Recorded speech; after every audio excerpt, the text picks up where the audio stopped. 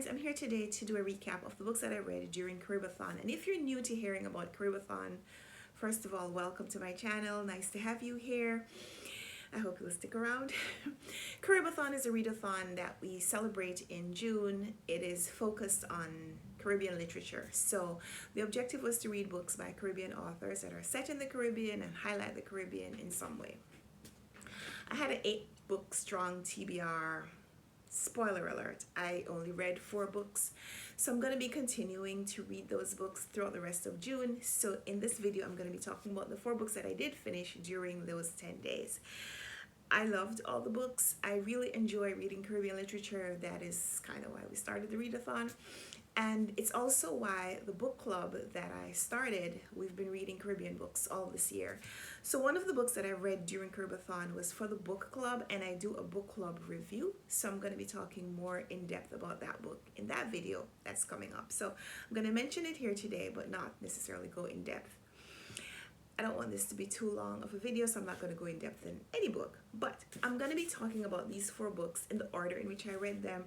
Like I said, I read 4 books from 3 different countries. I read 2 books that were set in Jamaica and 2 other countries. So we'll get to that. So I'm going to be going through them in the order in which I read them. Not to play favorites, but the first book that I did read was Jamaican. So I read The Last War in a Woman by Kai Miller. Let's work with this light. It is early in the morning, which is why I am using this light. So yeah, The Last War in a Woman by Kai Miller. There we go. This is the UK edition. I bought this one from Book Depository because I wanted this cover. I've read, so far, this is my 3rd novel that I'm reading from Kai Miller. He's also a poet. He has published poetry. He has a few poetry collections. I haven't read those yet, but I enjoy his fiction. I enjoy his writing, and I really like this book, but I still think August Dawn is my favorite from him. So if you're new to checking out Kai Miller's writings, if you want to start with him, I'm going to recommend that you read August Dawn first. It was my first book that I read from him, and for me, it's still his strongest. So The Last War in a Woman, however, is really interesting. It's really deep. In this one, we're exploring otherness and prejudice and how prejudice is manifested in different ways. So we're reading about a main character, a woman born in Jamaica in a leper colony. Even though she's not a leper herself, her mother was working there, and the circumstances of her birth are a little mysterious. But she was born in a leper colony, and so she knows what it's like to be ostracized. She knows what it's like to be seen as different, to be seen as an outcast. And that doesn't really change some of the decisions that she makes in her life. So we see this woman experience that separation and isolation from the rest of society in other ways. So yeah, she's born in a leper colony, and as she is maturing, she joins a revivalist group. And revivalist religion, revivalist is kind of seen as a cult, but it's one of those spiritual churches. And so her experience in religion is also a little bit of prejudice, because she doesn't belong to mainstream culture. She doesn't do some of the things that you expect. She's a prophetess, as a matter of fact. So the revivalist cult in Jamaica, and I'm going to use the word cult just because that's how it's kind of termed, they focus on, like I said, spiritualism and I guess incantations. There are different things that they will do to ward off spirits. And so yeah, so it's not viewed in very warm and fuzzy terms. So yeah, this woman is a prophetess because of that experience in the cult, and so she experiences that otherness, that ostracism in lots of different ways. And so as she gets older, a man seeks her out and wants to write her story. And so we are reading about her life experiences from the perspective of this writer, but also with interspersed feedback from the woman herself. And it's really interesting how the author uses this back and forth to tell a story where we have one person kind of reporting and we start to rely on this narrator, but then we have the subject also coming back and kind of refuting some of what has been said, and giving us a place to think about how people represent our story versus what the real story is. I really enjoy that as a writing device. I really enjoy that as a writing style. So we also have this main character migrating from Jamaica to England at a time when Black immigrants were not welcomed by the rest of society. So there were signs, blacks keep out, we don't want any blacks here, and that kind of thing. There's been prejudice there's been prejudice at lots of different times, but sometimes they're a little more blatant than others. So this book is set again in the mid 1900s, and so Miller is exploring some of the fabric of the society at that time. But some of the things that he writes about are very familiar, even to us living at this time.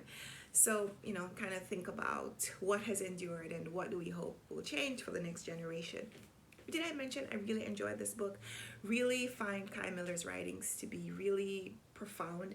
He talks about Jamaican society, but he's also talking about universal issues. So would recommend The Last War on a Woman, but of course, like I said, recommend Augusttown first because that is still my favorite of his books.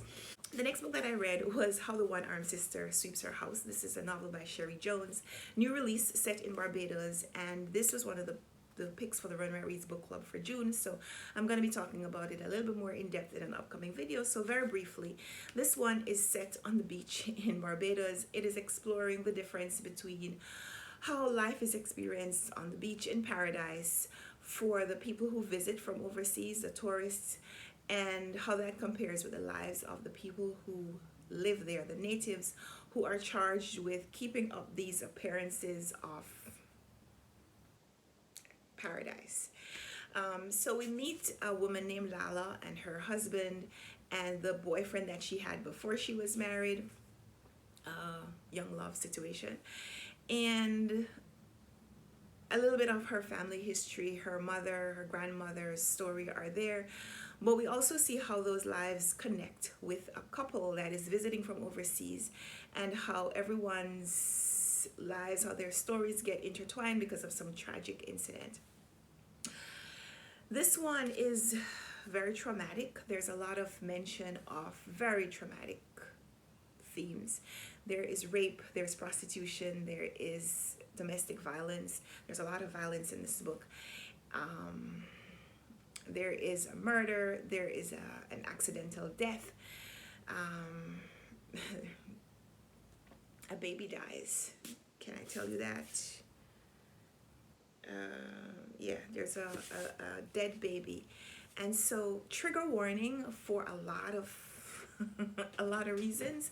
So yeah, I want to let you know that all of those things are mentioned in this pretty short book. This book is around 275 pages and a lot happens. So there is a very fast moving plot, and we're going back and forth in time. The author uses timestamps to weave everyone's story together, and we're learning from, we're interspersing narrations. We're charged with observing one person and then the other and kind of going back into their lives, reading a little bit of their backstory to figure out how they became who they are today and what informed some of those decisions and your value systems and so on. This is an intensely readable book. Like I said, it is difficult to read, tackles some difficult subjects, but the author does it brilliantly. So for me, this is a 5-star rating, and I love this book, and I'd love for more people to read this book, even though it is a little difficult to read. I also finished The Arrival of the Snake Woman by Olive Senior. This is a short story collection. The title story, Arrival of the Snake Woman, is the longest story in this book. It is about 47 pages, and it's brilliant.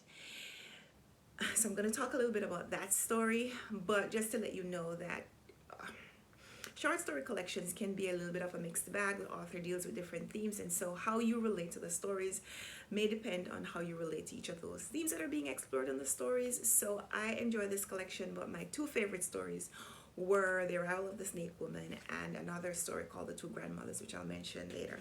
So The Arrival of the Snake Woman, did I mention Olive Senior is a daughter of Jamaica, born in Jamaica. She has spent, I think, most of her adult life in Canada. And she writes about life in Jamaica in the generations prior to now. So the arrival of the snake woman is set in that period after slavery, when indentured workers were coming from India to live and work in the Caribbean. And we explore how the society changed because of this new influx of workers, the prejudice from the locals, from the natives, from Black Jamaicans, and how they viewed these Indians who were coming in and taking the jobs that they didn't want to do for the pay that they were getting, and all of that. So there's prejudice towards these Indians. And in this story, we are observing this, what's called a coolie woman, this Indian woman coming into this village, and how the Black people there, how they shun her, but they are also mysticized by her. She's a snake woman. She's not half snake, half woman, but she has some of the characteristics. She has a little bit of that wily, what's the word?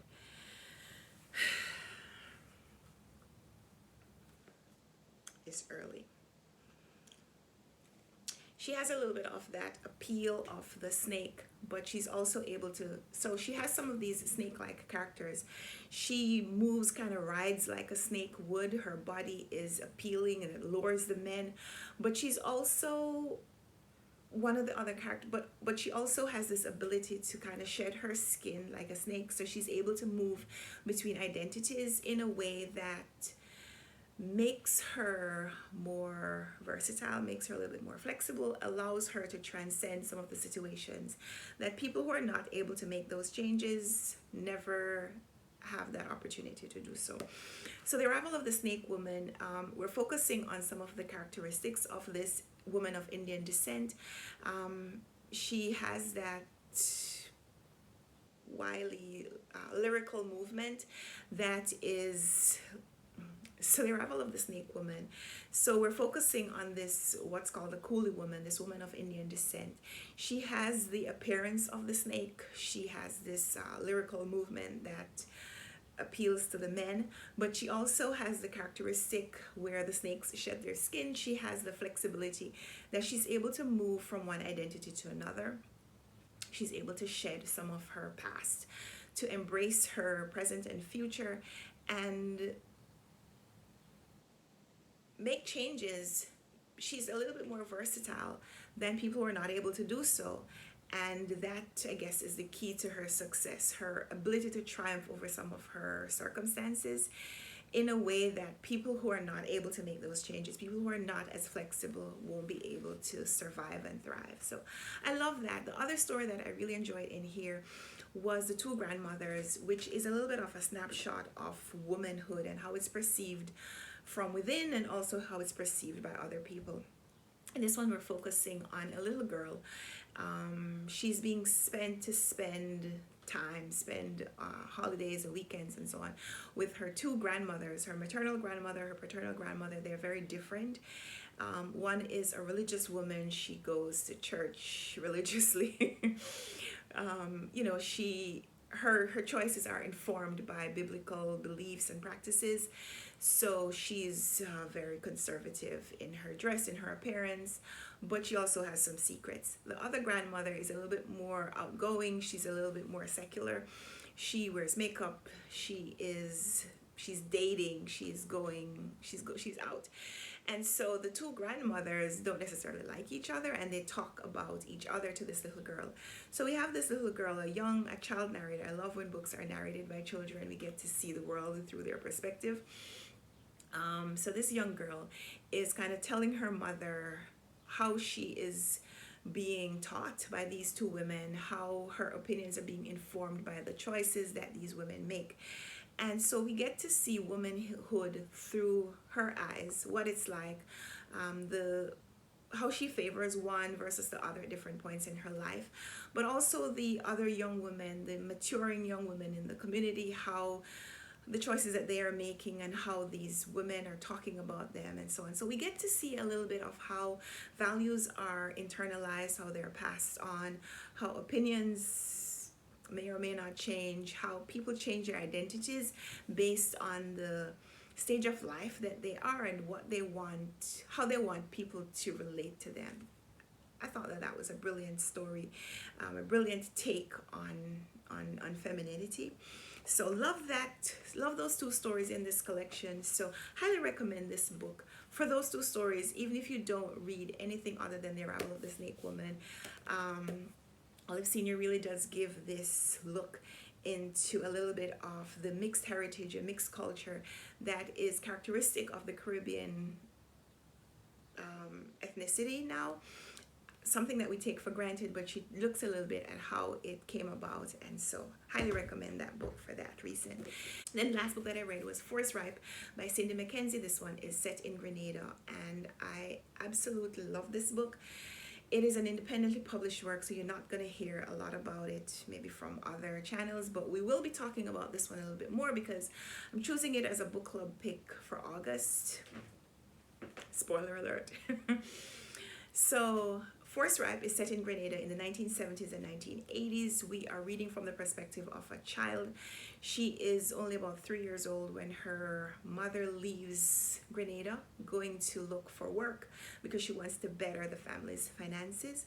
And so this young girl and her older brother are left with family members for them to parent her, but they don't necessarily do a good job. This little girl suffers abuse at the hands of so many people. She is emotionally abused. She's physically abused. And maybe even more tragically, she's sexually abused. And the people who are supposed to be taking care of her either don't care or they facilitate it. And it's really difficult to read about the experiences that this girl has to suffer through because of the pursuit of economic advancement. And you know, you kind of think about the choices that people make and the sacrifices that they make because of those decisions, and you wonder, you know, at what point do they justify it for themselves? But this book is really profound. We're reading from the perspective of that young girl. We see how she learns to bury the things that are happening. She learns to create holes in herself, in her psyche, that allow her to bury these secrets and continue to live and not be dimmed, not be dulled by all the things that she's having to endure. So we watch this child grow up, and we're able to see Grenada through her eyes. It is a brilliantly focused snapshot of life in this period as it is experienced in the country, as it is experienced by a child who doesn't have a lot of choice about her circumstances, but is internalizing what is happening around her. There are a lot of characters that are mentioned because she's experiencing life in a community, and it's like we're living it along with her. The dialogue is brilliant.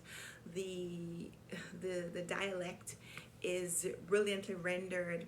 There is a glossary in the back, but you don't need it because the context is just so well delivered. I love this book.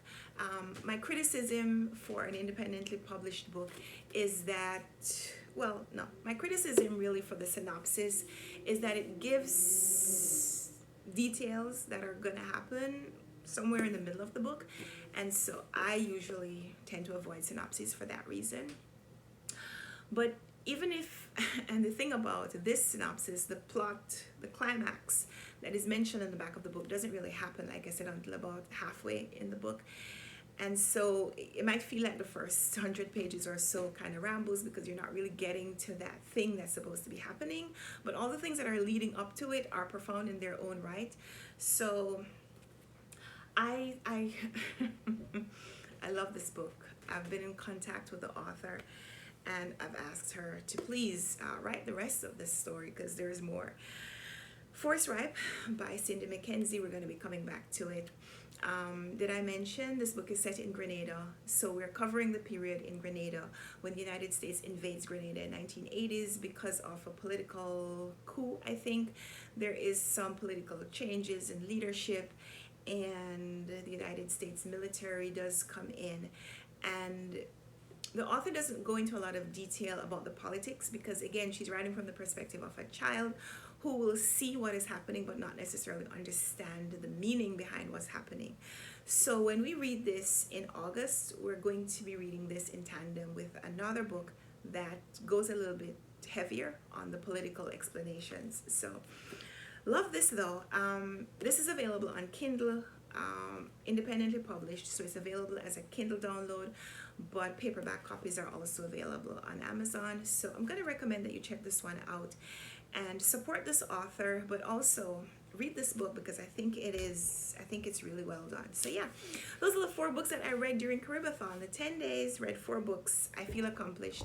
I'm going to be continuing getting through my TBR, hopefully to finish my TBR before the end of June. We'll see how that goes. We're close to the end of June right now. So yeah, those are the 4 books that I read and wanted to talk to you about. I thank you so much for watching this video. Give me a thumbs up if you liked it. Subscribe if you want to see more. Share this video with someone else who may be looking for recommendations of books to read from the Caribbean.